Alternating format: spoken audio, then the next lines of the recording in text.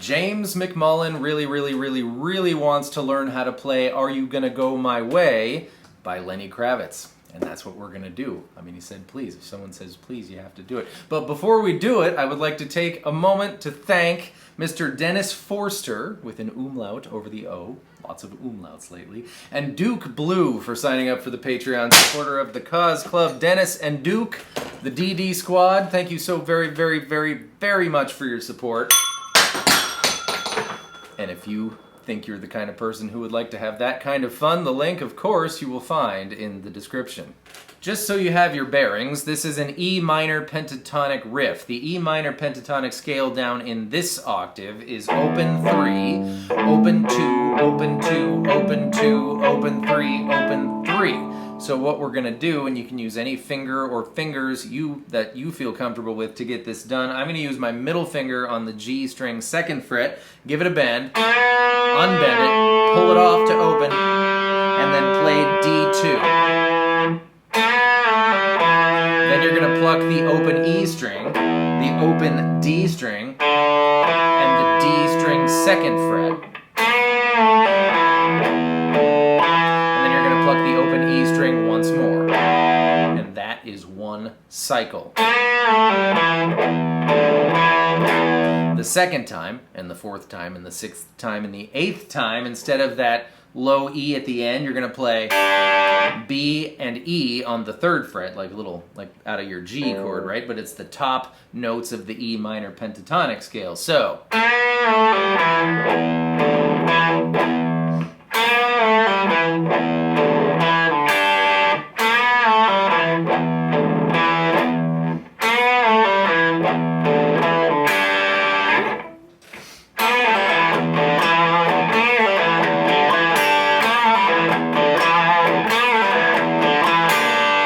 Of course, there's that higher octave guitar that joins in. E minor pentatonic once again, an octave higher, is 12, 15, 12, 14, 12, 14, 12, 14, 12, 15, 12, 15. And there are some notes that just aren't convenient for this guy, namely the low E note. So you're going to grab G14 and bend it and unbend it. Pull off to 12. Grab D14 and then wiggle your ring finger up to A14, D12, D14, and that's the only thing that guy does.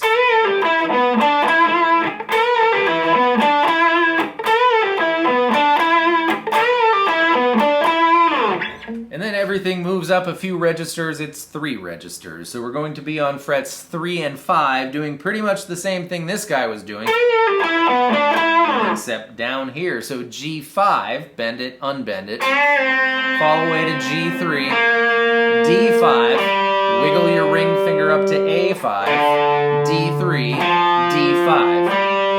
And we are going to throw a low G note in there, like we threw the low E note in there, right? So.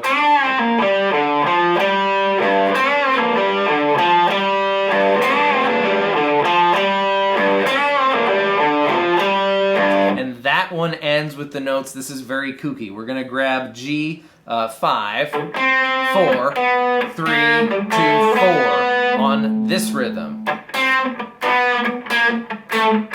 So you'll be all.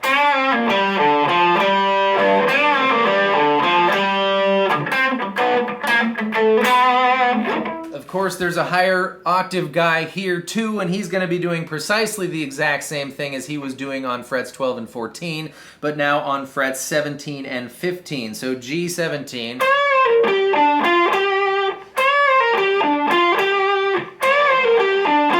And this one's kooky thing is going to be on D17, 15, 14, 15, 17. Ba-da-ba-da-ba-da-ba-doom-ba. By the way, if you dig your tone, but you want to get a little extra oomph out of it without adding too much additional color, like you might if you used any particular distortion pedal, you might try an overdrive pedal. Here is my tone without the overdrive pedal engaged. And here it is with. Of course, there are plenty of overdrive pedals out there to be used and had, but the particular one that I am having, using, and loving is the Juno, or Juno. Does anyone know? By Siren. And if you would like to own and have and love this particular overdrive pedal, you can head over to sirenpedals.com and use the coupon code Ryan20 for 20% off of this or any of their pedals. I will put that information in the description as well. Oops, I forgot to mention one really important thing. There's no in the verse when he's singing, so just...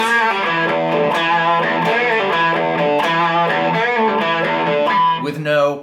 Ooh, I did a pinch harmonic by accident. Awesome. But that's the only way I can personally do pinch harmonics. My pinch harmonic advice, get really good at doing them by accident. Okay, hope that was helpful. Moving on into the chorus, grab G4 and B3, and we want open E. This is like two things out of a little F shape. You're thinking F-shaped G, but not the ring finger, and open E instead. Strum those 3 strings, move it down 1 fret, and then grab the E string 7th fret, the B string 9th fret, and the G string 9th fret. I will call out the ring and pinky finger string frets. This fret will move along in kind. 9, 7, 9. 9, 12, 9. Then you go back to the first shape we had at the beginning of this segment and do it. But then we're gonna play a little tiny A chord. G2, B2, E open. Got to know, right? So here we go.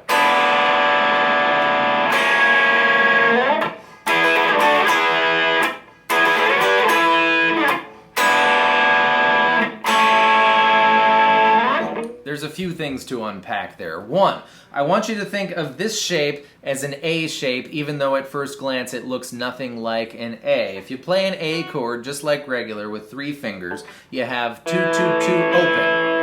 If we lose our pointer finger, you just have 2, 2 open, right? And if we were to move this shape up 1 fret, we would have 3, 3, 1. So you see, when you play 7, 9, 9, we are playing an A-shaped E, is what that is. You're playing an A-shaped triad, a triad being the only 3 notes you need to make a regular major or minor chord. In this case, it's major. Okay, first thing. Second thing, there's some disagreement in the universe as to whether it's this or this. You'll notice if we do G4, B3, it's the same notes as D9, G7, but then you get the open B string. It might be, I don't know, you might like that better. Then of course you just move that down 1. But there's the fact that the guitar in the studio recording does this.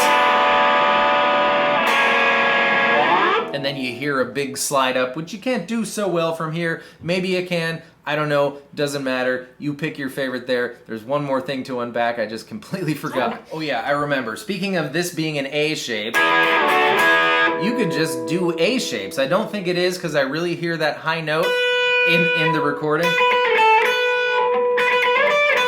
Listen for it, tell me if you agree, but you could, if you want, this would be great to just do literal A shapes on the 9th fret and 7th frets. And then you can do it with 2 fingers like that. And that might be easier and more fun for you. Again, pick your favorite there.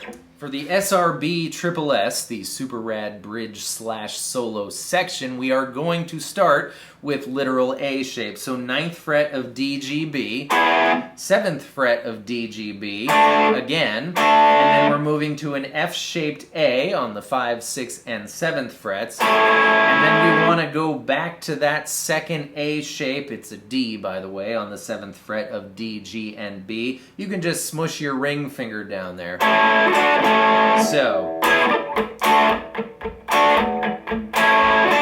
9th fret, 7th fret, again, F-shaped A, back to 7th fret by smushage, back to your F-shaped A.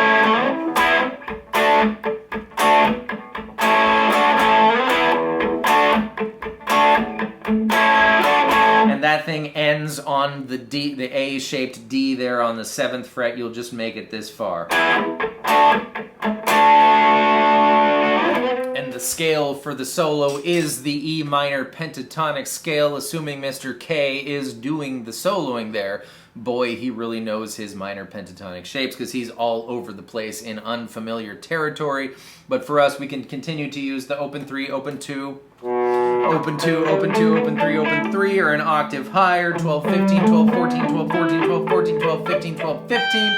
You can use the G major pentatonic scale, which is the same thing as saying the E minor pentatonic scale position 2, or the other 3 shapes if you're good with that, but that is not a topic for minute 10 of this video. And after the solo, after you crash out on, there's 3 little notes to take care of there. It's A string, 4, 5, 6, that is chromatic. Back into E, which is where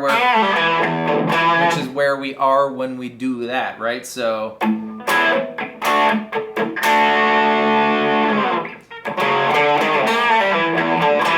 and so on and so forth.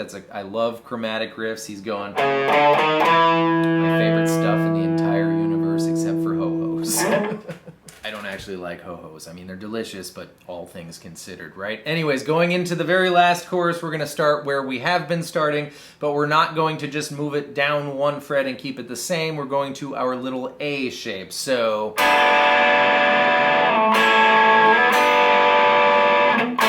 then into our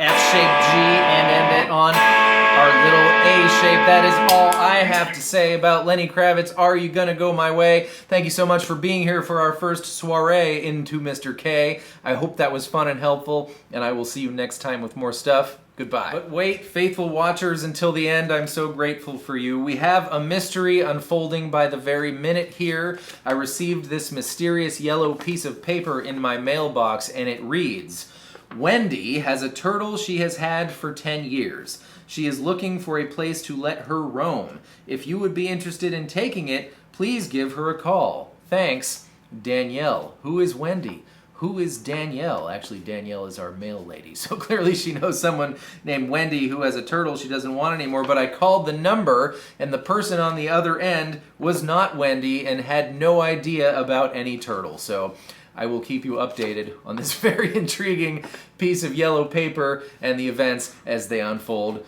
Thank you so much for being here. Goodbye.